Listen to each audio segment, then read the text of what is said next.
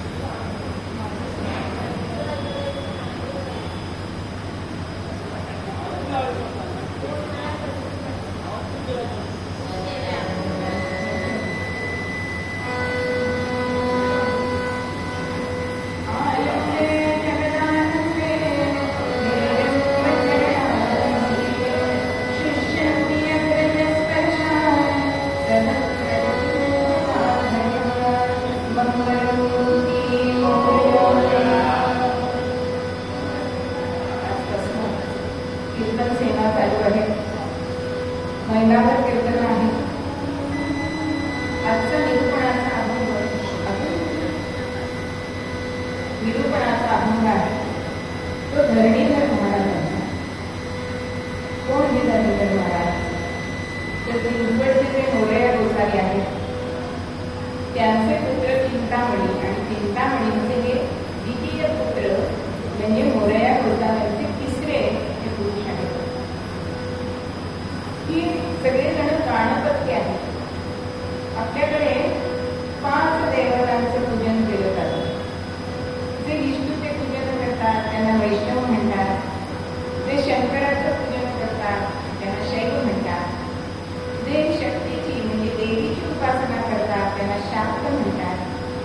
जे गणेशाची उपासना करतात त्यांना गाणपत्य म्हणतात.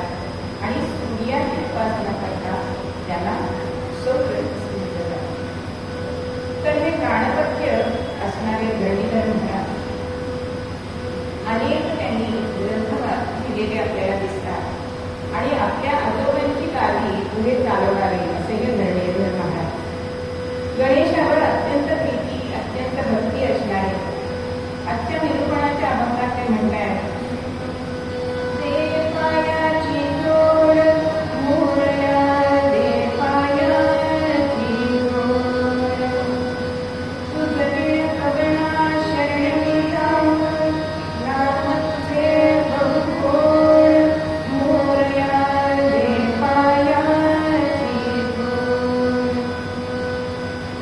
गणेशाला प्रार्थना करतायत की तुझ्या चरणांची जोड मला, माझं मन तुझ्या चरणापाशी राहू दे.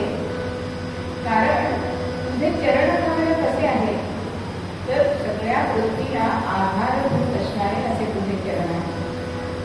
जसं कमळातला मकरंद खाण्यासाठी मुंगे येतात त्याप्रमाणे तुझ्या चरणांची भक्ती करण्यासाठी सगळे ऋषी देवदेव हे तुझ्या चरण कमलात येतात. आणि असे हे तुझे चरण कमल हे अत्यंत आधारभूत आहे. आणि म्हणून तुझ्या पायाची मला जोड दे. तुझं विण कमळा शरणवी जाणं. शरण जाणं आज आपल्याला प्रत्येकाला शरण जावं लागतं. बघा आपल्या मनाप्रमाणे काही करता येतं का? अगदी साधं मुलांच्या शाळेमध्ये ऍडमिशन घ्यायची, शिक्षकांना काय करावे लागतात की नाही मुख्याध्यापकांचे. घरामध्ये सुद्धा पुरुषांचं काही चालतं का? पत्नीचे काय करावे लागतात? आज आपण देवाचं सोडून सगळ्यांचे काय करतो? समजा सरकारी काम व्हायचं असेल, करायचं असेल तर आपल्याला त्या शिपायापासून सगळ्यांना शरण जावं लागतं. तेव्हा कुठे आपलं काम होतं. आपण पैशाला शरण जातो पण भगवंताला शरण जातो का? वास्तविक पाहता शरण कोणाला जावं इतकंच आपल्याला शिकवायला हवंय खरं. मग शरण जायचे ते बुद्धिमंताला जायचे, शरण जायचे ते शक्तिमंत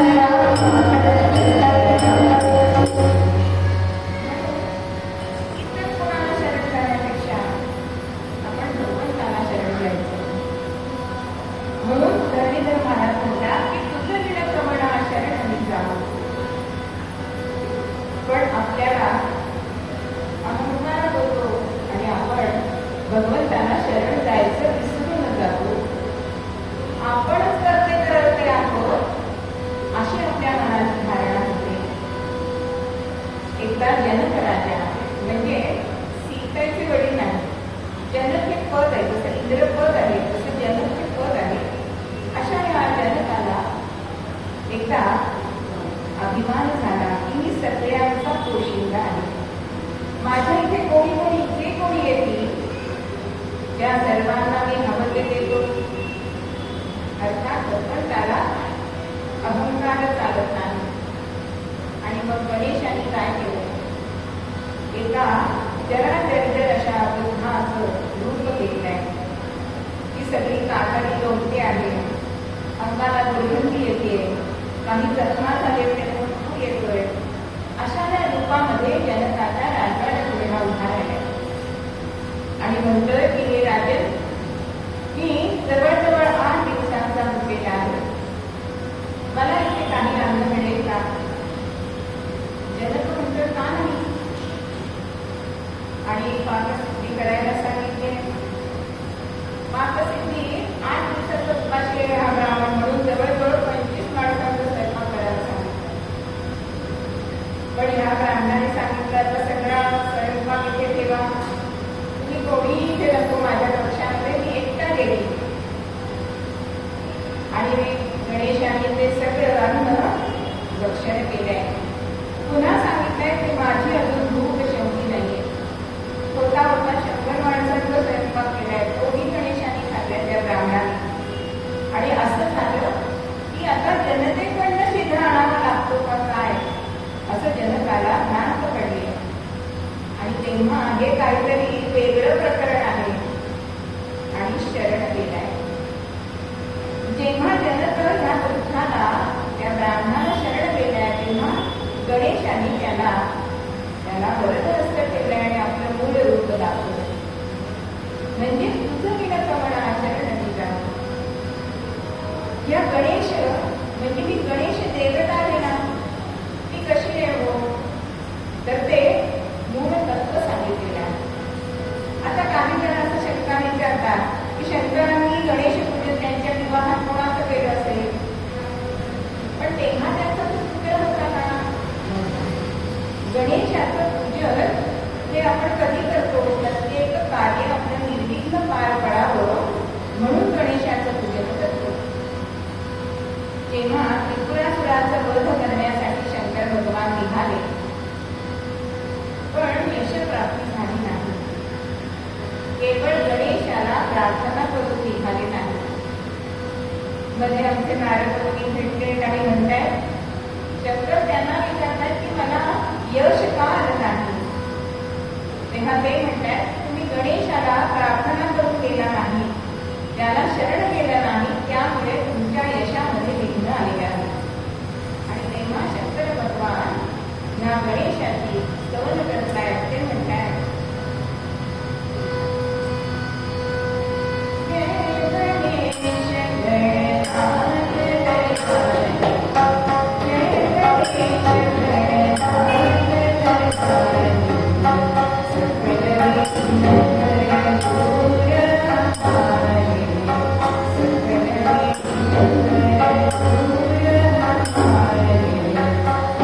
गणेश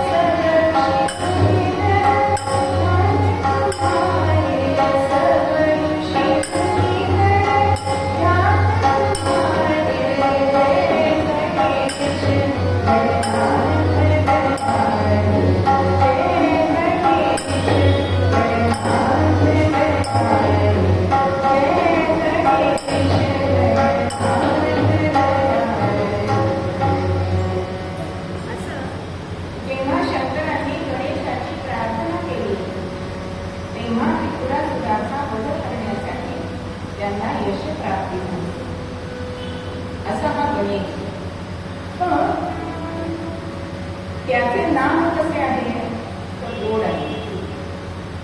गणेशाची जसं विष्णूचे सहस्रनाम आहे तसं गणेशाचं सुद्धा सहस्रनाम आहे. त्यात आपल्याला गणेशाला जर चरण द्यायचं आहे तर त्याचं नामस्मरण करायला पाहिजे, उपासना करायला पाहिजे, काहीतरी स्तोत्र स्तवन केलं पाहिजे. मग ह्या नामांचा काही अर्थ काय असतो तर विरूपाक्ष असं आहे गणेशाचं नाव आहे.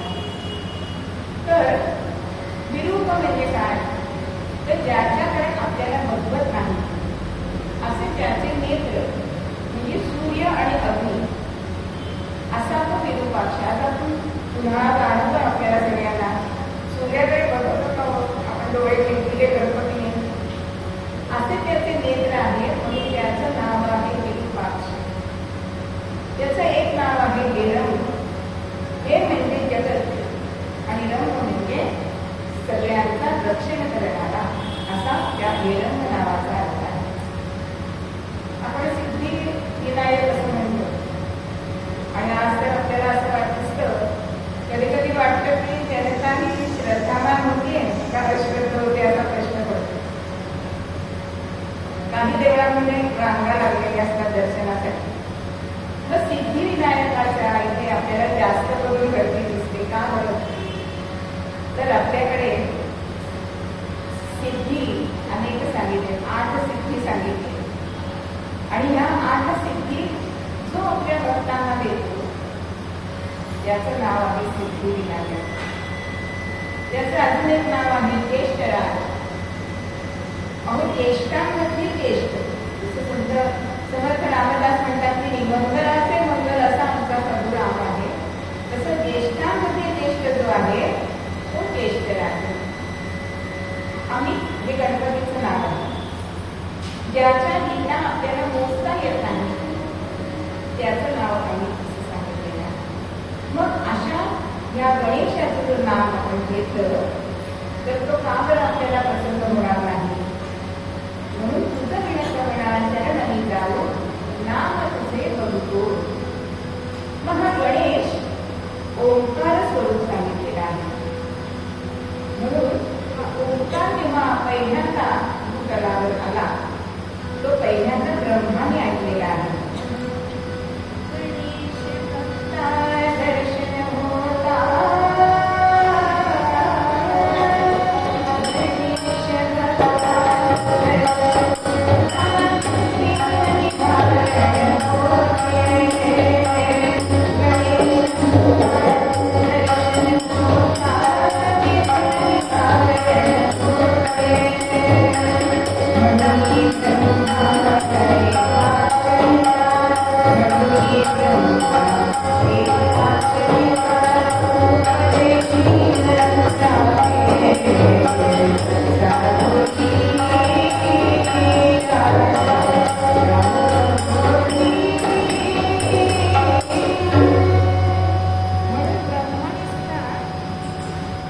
पहिल्यांदा ओंकार हे नामस्मरण हे नाम सगळ्या भक्तांना सांगितलेलं आहे. अहो याच्यामध्ये तिन्ही देवता येतात म्हणून गणेश तत्व हे श्रेष्ठ सांगितलेलं आहे. आणि ह्या गणेश तत्वानी चराचराला व्यापून ठेवलेला आहे.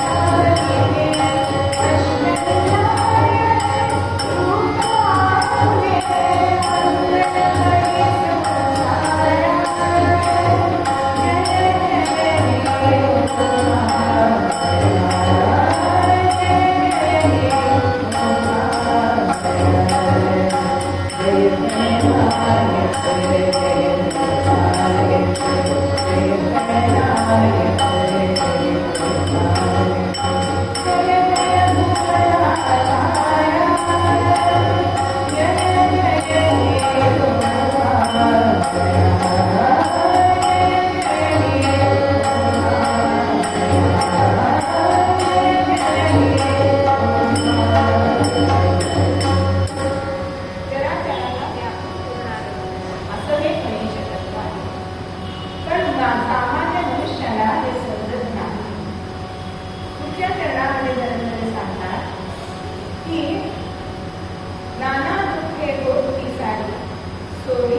वासना होय.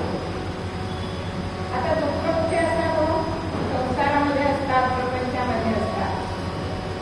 जन्म दुःखम जरा दुःखम नित्य दुःखम पुनः संसार सागरे दुःखम तस्मात् जागृती जागृती मंगलमूर्ती जन्म दुःख. आपल्याला माहिती आहे जन्म देताना किती त्रास होतो. दिवाला पण होतो आणि आईला पण होतो.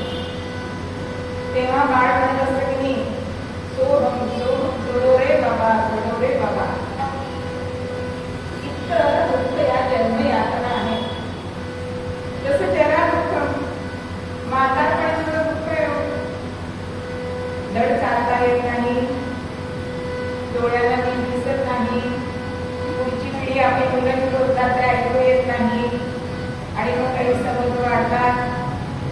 म्हणून जरा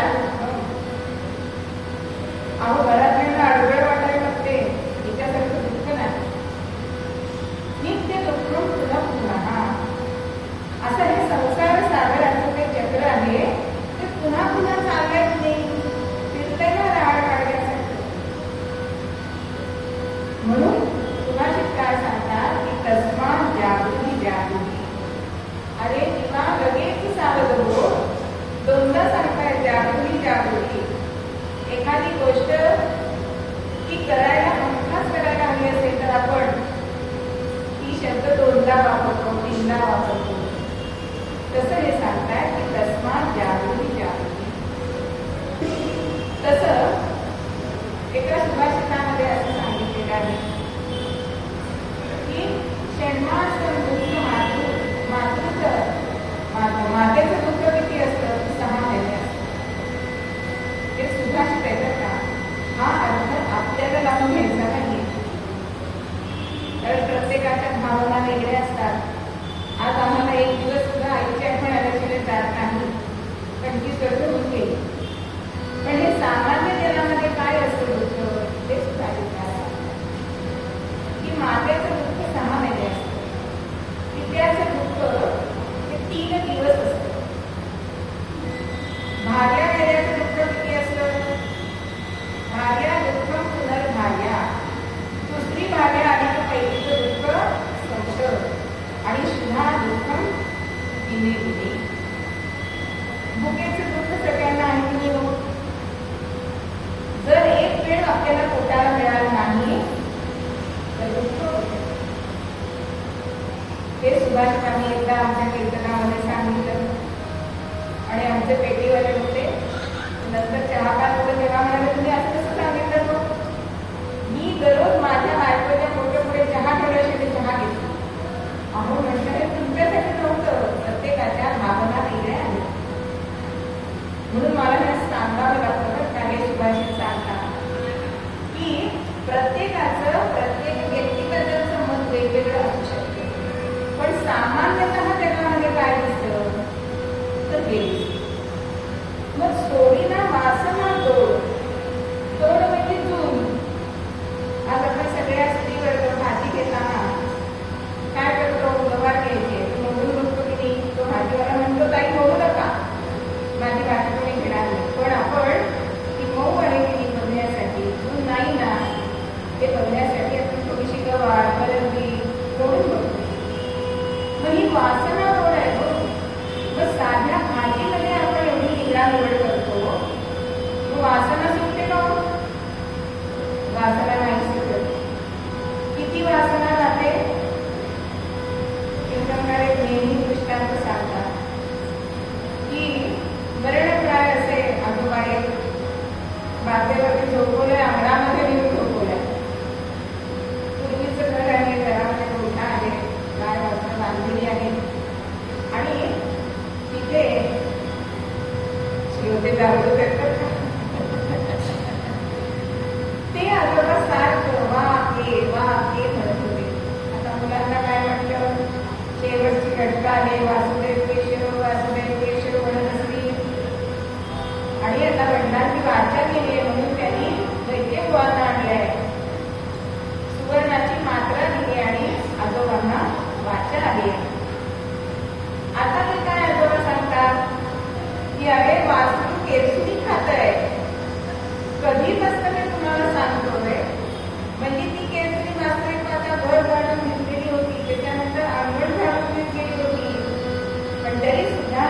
वेचणीमध्ये जीव अडकला अशी वासना असते, मग आपल्याला त्यावेळेस दुःख होणार नाही.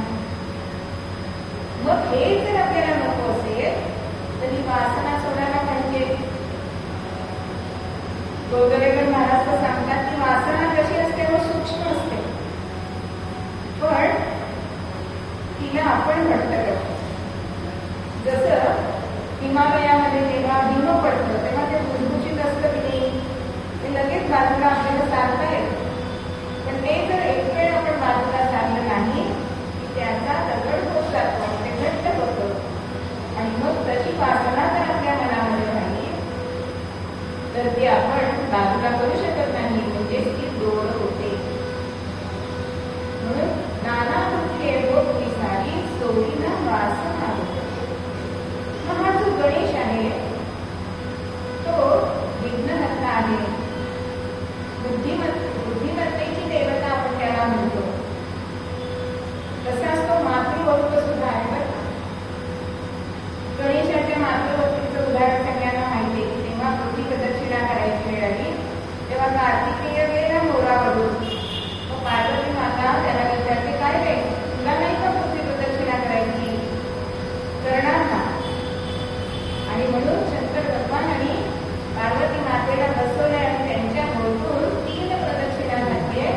माता पित्यांना प्रदक्षिणा घालणं म्हणजे पृथ्वी प्रदक्षिणेचं पुण्य मिळतं. माझे सगळ्या तुमच्या तुला सांगायला पाहिजे म्हणजे वृद्धाश्रम बंद होती. असा हा मातृभक्त असणारा गणेश. एकदा लक्ष्मी मातेने पार्वती मातेला विचारलं, काय तर लिहून वगैरे ह्याला 4 दिवस आपण जसे आपल्या बालपणाला आणतो की आता सुट्ट्या लागली शाळांना, तसं लक्ष्मी माता विचारते आणि पार्वती म्हणते ठीक आहे. आता पार्वती माताने हो म्हणते आणि लक्ष्मी गणेशाला घेऊन वैकुंठामध्ये आली. त्याला मोदक करते, लाडू करून दिले, सगळं खातोय, पण चिंतन नियम का आईच्या हातचा ती गोडी असते ना, ती नसते कोणाच्या हातात. आणि त्यामुळे हळूहळू जेवण कमी झाल्यानंतर गणेश रोड व्हायला लागले. विचार करते काय झालं. पार्वती मातेला तेव्हा कोण नव्हते, हो गरुडाला पाठवलंय आणि पार्वती मातेला घेऊन आली. पण पार्वती मातेच्या हातची कंदमुळं जेव्हा गणेश खातोय त्यावेळी त्याचं युक्तीने त्यांनी भेकर दिलेला आहे. असा गणेश मातृभक्त आहे. आपल्याला तर गणेशाची कृपा मिळवायला हवी असेल ना, कारण पुढच्या जगामध्ये धर्मेंद्र महाराज काय म्हणताय, धरणी धर हा ऐकण्याची मागे काढी कृपेची. गणेशा तू माझ्यावर कृपा कर. आपण बघतो की मोरया गोसाव्यांच्या घराण्यावर गणेशाची कृपा आहे. मग अशी कृपा जर गणेशाची व्हायला हवी असेल तर एक भक्त गणेशाची खूप मनापासून सेवा करत होता, भक्ती करत होता, नामस्मरण करत होता. पण जे अनुभव यायला पाहिजे ते काही त्यांना येईल ना. एका अधिकारी व्यक्तीला त्यांनी विचारलंय तेव्हा त्यांनी अंतर्ज्ञान लावलंय आणि जाणलंय, सांगितलंय की तुम्ही तुमच्या आईचा तिरस्कार करता का, तिला नको नको ते बोलता का, सगळ्यांसमोर तिचा अपमान करता का.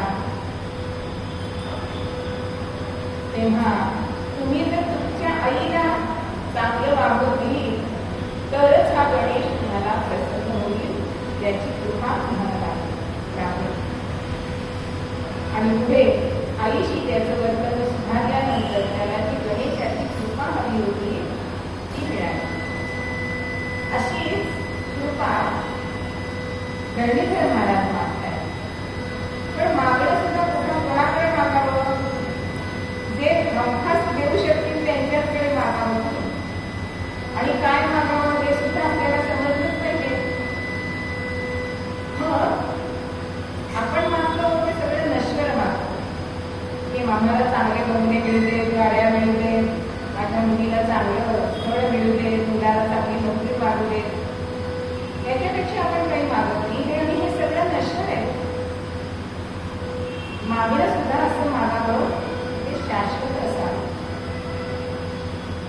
आंधळाग्रस्त होता आणि त्याने भगवंताला प्रसन्न करण्यासाठी तपश्चर्या केली. तपश्चर्या झाली 12-15 वर्ष झाले आणि भगवंत प्रसन्न झाले.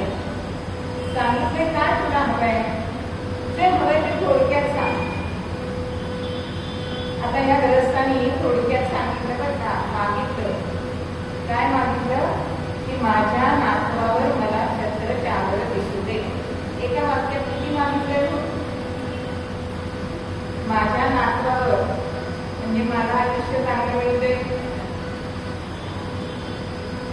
छत्र चादर दिसू दे म्हणजे धन दौलत मिळू दे, नातू बघायचं म्हणजे वंश वाढू दे हे मागितलंय. आणि बघायला मिळू दे म्हणजे दृष्टी नाहीये ती दृष्टी मिळू दे. एका वाक्यात भरपूर मागितलंय तुम्ही. म्हणजे मागणं सुद्धा असं असावं. पण हे त्या ग्रस्तांनी मागितले ते सगळं नश्वर आहे बरं का. पण धरणीधर महाराज ह्या गणेशाकडे कृपा मागतात. पण कृपा ही कष्टसाध्य असते. पण ह्यांच्याकडे इतके गुण आहेत ना की आज पूर्वी आपल्याकडे मोठे मोठे मॉल नव्हते. आपल्याला समजा किराणा हवा असेल तर आपल्याला किराणावाल्याच्या दुकानातच जावं लागत होतं. कपडे घ्यायचे लागत असेल तर कपड्याच्या दुकानामध्ये जावं लागत होतं. भांडी घ्यायची तर भांडारामध्ये जायला लागायचं. चपला हव्या असेल तर चपलाच्या दुकानात जायला लागायचं. पण आज असं एक दुकान निघालं की नाही, मोर सारखं किंवा स्टार बाजार, की इथे कपडे मिळतात, चपला मिळतात, सौंदर्य प्रसाधनं मिळतात, सगळं मिळतं की नाही. तसा गणेश आहे बघा.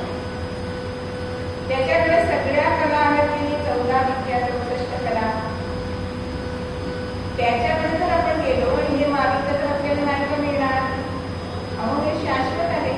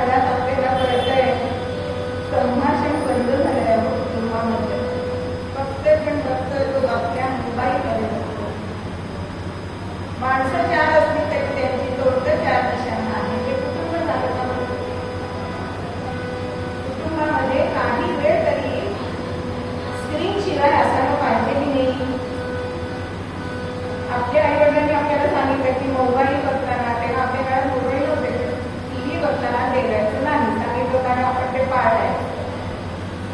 पण आज मोबाईल बघताना आपण काय केलं ह्याच्याकडे सुद्धा लक्ष नाहीये. हे समोर नवरा बायको बसले आणि बायकोला हा मेसेज करतोय बरं का, समोर बसले बोलावं ना, तुला किती दिवस सांगतोय आमची पातळ करतेस. आता ही म्हणजे मला मेसेज पाठवतात काय, मी सुद्धा मेसेजेस पाठवणार. काय पाठवते, तुम्ही मोबाईल बघता बघता आमची त्याऐवजी हातामध्ये पाणी बसलेला आहे. इतका सन्मान नाही झाला. हे असं कुटुंब पद्धती आपल्या भारतीय संस्कृतीत नाही. तशी ही भवानी म्हणजे की चंद्रा आणि संभाषण भक्तीसाठी सुद्धा आमच्यात आता संवाद झाला नाहीये. खरं कारण मला सांग, माझं तुला हवे आहे. तेव्हा तो म्हणतोय काय सांगू माझे गंगा, एवढं तो कारण सांगतो. आणि इतक्या वेळ मी शांतता मनामध्ये होती ना, मला विचार येत आहे आपल्या बाजूला आणि डोक्यावर चढले. आता प्रभूंचं माझ्याकडे लक्षच नाहीये. चौथी नंतर जागृत झाल्या, विचारांचं काबूल मनामध्ये आलंय आणि त्याचं रूपांतर नेत्रातल्या पाण्यामध्ये झालंय. आणि एवढ्यामध्ये बाल गणेश धावत येत आहेत. कारण लहान मुलांना बघा खेळताना आईची आठवण आली की पटकन आईला येऊन बुडगतात. तसा हा मातृभक्त असणारा गणेश आईच्या मांडीवर बसलाय.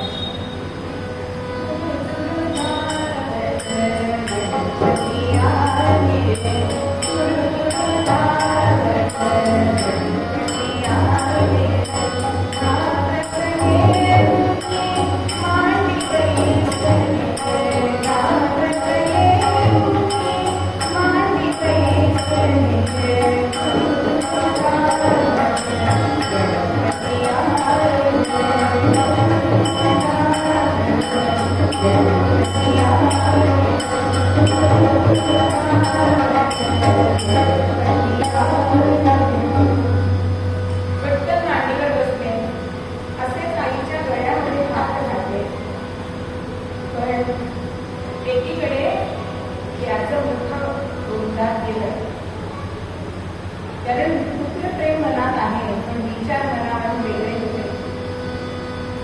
आई आपल्याशी बोलत का नाही म्हणून बालगणेश मधून बोलायला बघतोय तर आईच्या डोळ्यामध्ये पाणी दिसले आणि विचारत आहे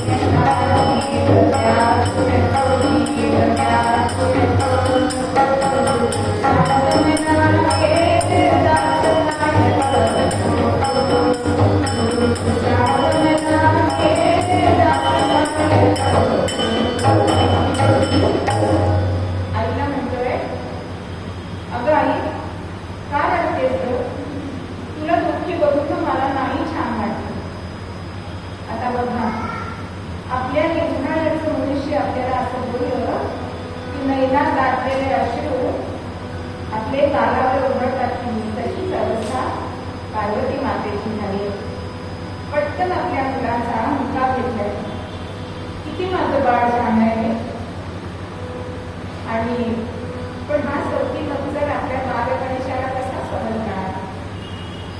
म्हणून म्हणजे बाळा तुला ती गंगा माता माहिती का रे.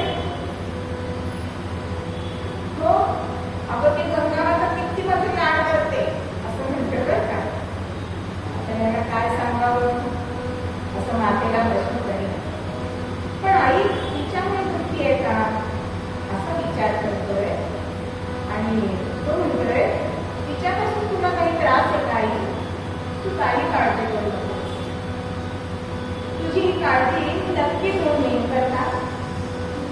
तिला तरी जॅकेटनं खाली यायला सांगेन किंवा तातांना तिला आणायला सांगेन किंवा काहीतरी ती वेगळी युक्ती करेन. कारण बुद्धिमत्ता चांगली असणारा असा हा गणेश आईला खात्री देतोय तू काही चिंता करू नकोस. आणि हा गणेश आपल्या आईची चिंता निवारण करण्यासाठी तिच्या जया नावाच्या दासीला घेऊन निघालाय. कुठे निघालाय तर ब्रह्मगिरीच्या इथे गौतम मुनींचा जो आश्रम होता तिथे निघाला. आणि तिथे गौतम ऋषींच्या इथे माणसांचे लोंढेच्या लोंढे येत होते. कशासाठी?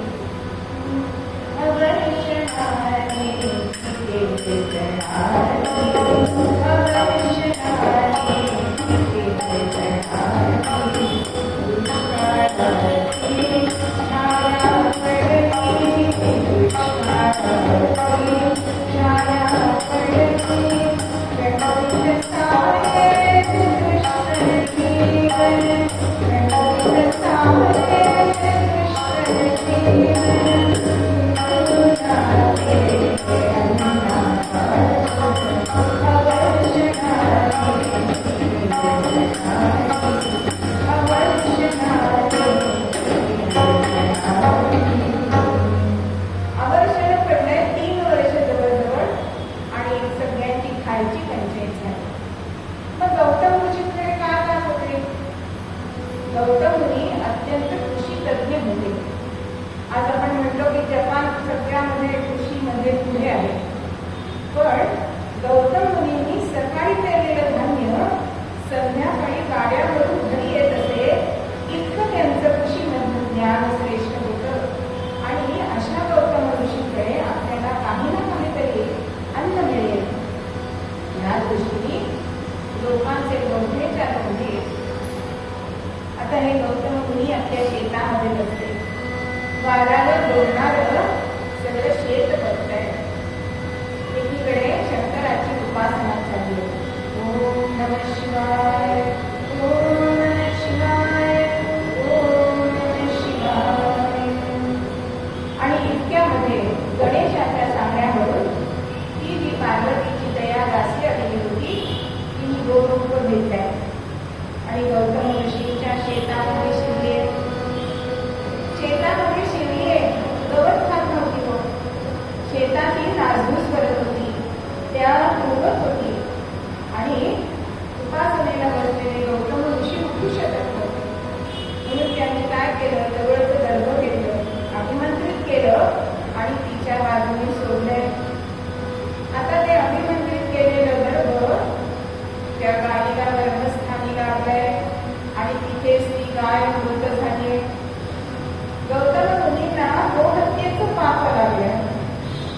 काय करावं या विचारामध्ये असतानाच तिथे गणेश पंडित म्हणून आले. त्यांनी ते बघितलं आणि ऋषीधरांना सांगताय की अहो श्रेष्ठ तसे वागायला लागले तर सामान्यांनी काय करायचं? जसं श्रेष्ठ वागतात तसंच तुमची प्रजा वागत असते, तोच आदर करतात. आणि त्यामुळे तुम्हाला काहीतरी प्रायश्चित्त घ्यायला लागेल. आता आपण बघतो पूर्वीपेक्षा आपला भ्रष्टाचार कमी झाला की नाही? कारण आपला नेता चांगला आहे, तो कुणाला खागुगिरी करू देत नाही.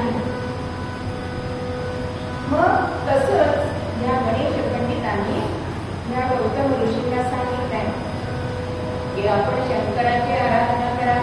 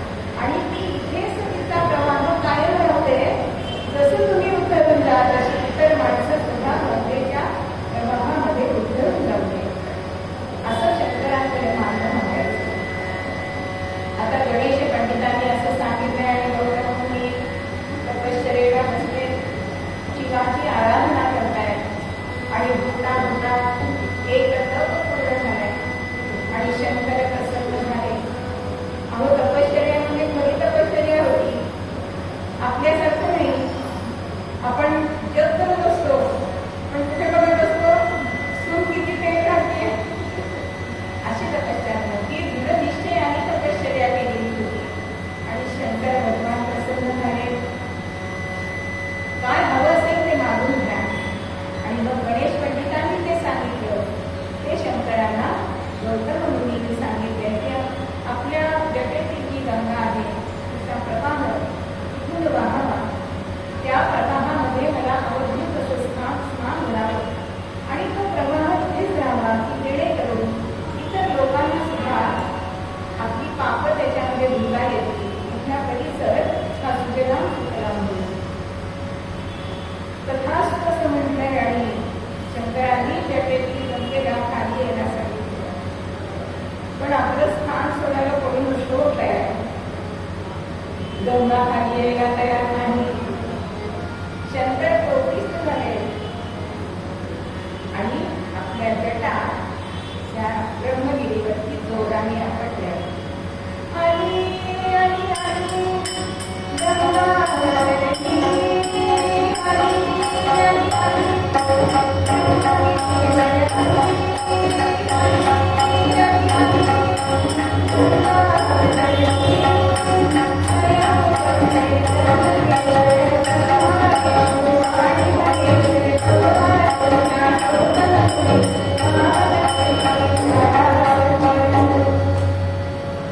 ब्रह्मगिरीवरती जटा आपटल्यानंतर ती गंगा तिथे प्रकट झाली. आणि तिथेच त्र्यंबकेश्वर नावाचं ज्योतिर्लिंग हे निर्माण झालेलं आपल्याला दिसतं. आजही ब्रह्मगिरीवर जर गेलो तर तेवढा खडक तिथे शंकरांनी जटा आपटल्या ते आपल्याला दाखवतात. चढून जावं लागतं. आणि अशी गंगा तिथे प्रकट झाली आणि तिचा प्रवाह ज्या शेतामध्ये जो माता मृत झालेली होती तिच्या घालून गेल्या आणि गंगेच्या मुळे ती जिवंत झाली. आता म्हणून गाईला उठवून दिलं म्हणून तिचं नाव गोदावरी असं पडलं. गौतम मुनींनी तपश्चर्येने तिला आणली म्हणून तिला गौतमी गंगा असंही म्हटलं जातं. आता तिथे गर्भाला त्याने अभिमंत्रित करून तो तिला तिच्यावर सोडला होता. तिथे एक कुंड निर्माण झालं. ते कुंड म्हणजे कुशावर्त. आजही तिथे आपण स्नान करतो. अशी ही गंगा ती तिथे प्रकट झाली आणि तिचं नाव गोदावरी असं केलं गेलं. पण या गोदावरीचं इतकं श्रेष्ठत्व आहे की कुरुक्षेत्रावरती केलेलं दान, नर्मदेमध्ये केलेलं स्नान आणि काशीमध्ये मिळालेला मोक्ष या तिघांपेक्षा सुद्धा या गोदावरीमध्ये आपण स्नान केलं तर आपल्याला जास्त पुण्य मिळतं. फक्त मनुष्यांनाच ते आवडते असं नाही. बरं, देव, ऋषी, साधू, संत, महात्मे यांना सुद्धा ते आवडते. कारण या गोदावरीच्या काठावरती अनेक संत होऊन गेले. नाथ महाराज, अमृतराय, मुक्तेश्वर, आमच्या माऊलींनी रेडा सुद्धा त्याच्या मुखाने जे वेद बोलवले ते सुद्धा या गोदावरीच्या काठीच बोलवले. अशी ही गोदावरी, तिला दक्षिण गंगा असं म्हणतात. अशी ही गोदावरी कशी आपल्या भूतलावर आली तर मातृभक्त तो गणेश त्याने बघा गंगा मातेला दुखावलं का नाही दुखावलं. आपल्या तातांना आणि अज्ञानीचा तिला कार्यक्रम नाही. पण आपल्या पार्वती मातेची इच्छा मात्र पूर्ण केली. असा हा बुद्धिमान असणारा गणेश की ज्याचा सगळ्या जगाला आधार आहे. आणि अशा गणेशाचं आपण नामस्मरण जर केलं तर त्याची कृपा आपल्याला सुद्धा लागते.